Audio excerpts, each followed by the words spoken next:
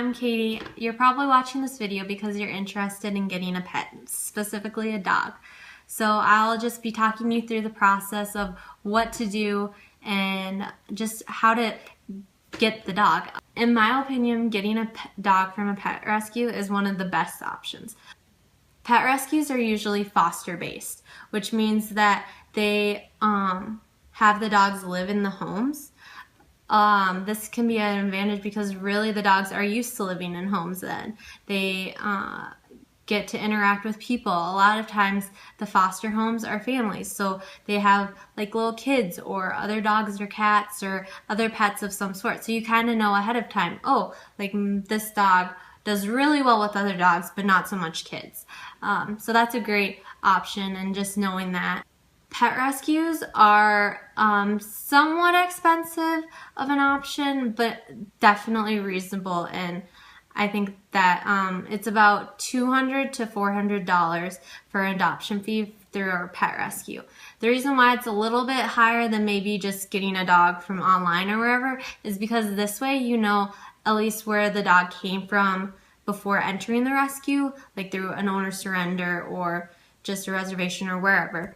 You know that at least, and the dogs are up to date on all of their vaccinations and all their shots, and they've went to their vet checks, and pet rescues tend to really support spaying and neutering dogs just because it helps with dog population rates. So a lot of times your dog will already be spayed or neutered depending on if it's a female or a male, which is great because then that's like a $200, $400 surgery depending on where you live and what vet you go to. But so it really is worth it to pay that money because the rescues really take care of your dog and make sure that it's at its healthiest. And they also pay for all like the food and the toys and everything prior to that, which is important just so that your dog gets used to that kind of thing.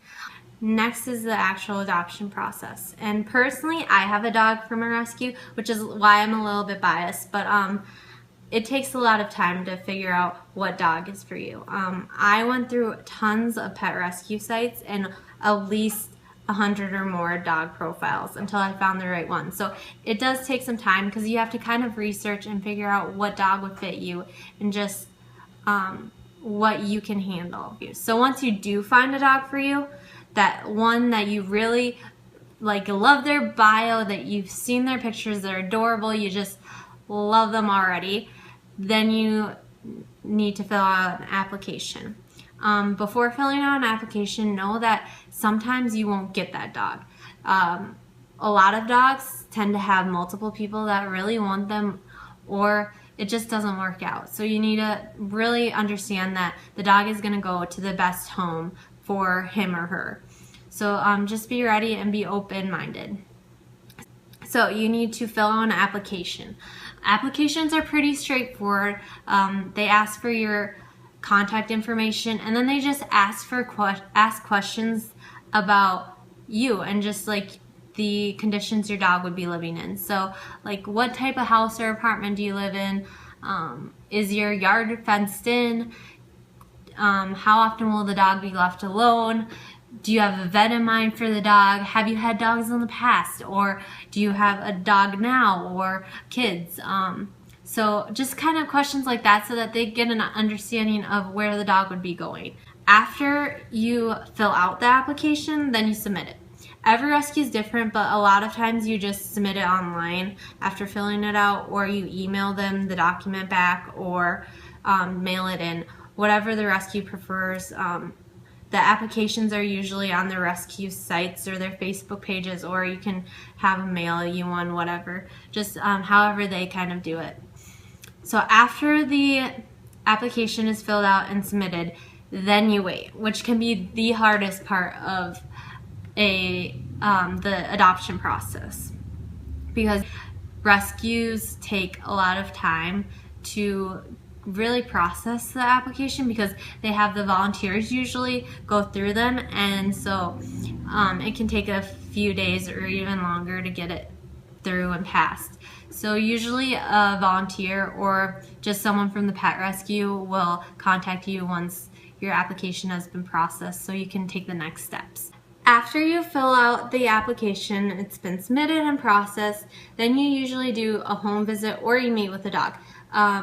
These steps can kind of be interchangeable because every situation is different. For instance, I lived 3 hours away from the foster home and the pet rescue's base, so it made more sense for me to do the home visit first, and then I met the dog and literally took her home that same day. So it kind of depends on your situation, but you'll do a home visit at some point usually. Some rescues don't require it, but most do.